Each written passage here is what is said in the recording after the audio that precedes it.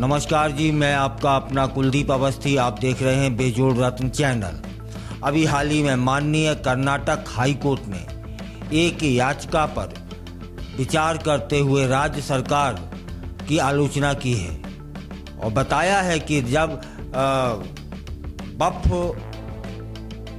संशोधन अधिनियम का प्रकरण माननीय सुप्रीम कोर्ट में लंबित है, तब फिर राज्य सरकार विरोध प्रदर्शनों के लिए अनुमति कैसे दे सकती है, और यदि अनुमति दी है तब फिर यह अनुमति गलत है।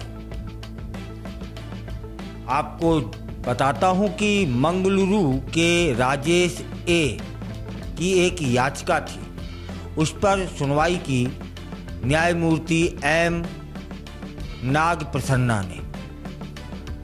सुप्रीम कोर्ट में चल रही कार्रवाई के मद्देनजर इस तरह के जो प्रदर्शन हैं उसकी अनुमति देनी चाहिए या नहीं देनी चाहिए, यह थी याचिका। तब फिर जज साहब ने कहा कि राज्य को इतना तो ध्यान रखना ही चाहिए कि वक्फ अधिनियम संशोधन से संबंधित यह मामला माननीय सुप्रीम कोर्ट में लंबित है, तब फिर विरोध प्रदर्शनों की अनुमति कतई नहीं दी जा सकती।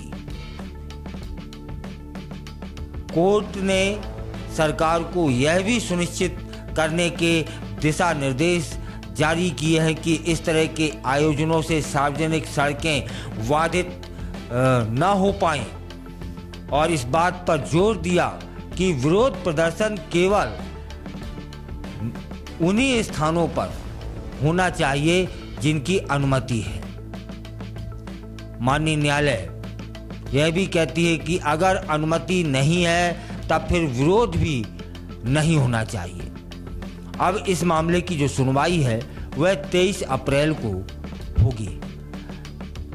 आपको जानकारी होगी कि मंगलुरु निवासी राजेश ए ने अपनी याचिका में शहर के पुलिस आयुक्त द्वारा जो निर्देश दिए गए थे उस पत्र को चुनौती दी थी, जिसमें निजी बस संचालकों और कर्नाटक की राज्य सड़क परिवहन निगम की जो बसें हैं को वक्फ अधिनियम के खिलाफ विरोध प्रदर्शन के कारण शुक्रवार को दोपहरी 12 बजे से और रात्रि 9 बजे तक राष्ट्रीय राजमार्ग 73 के एक हिस्से पर सेवाएं देने के लिए निर्देश किया गया था।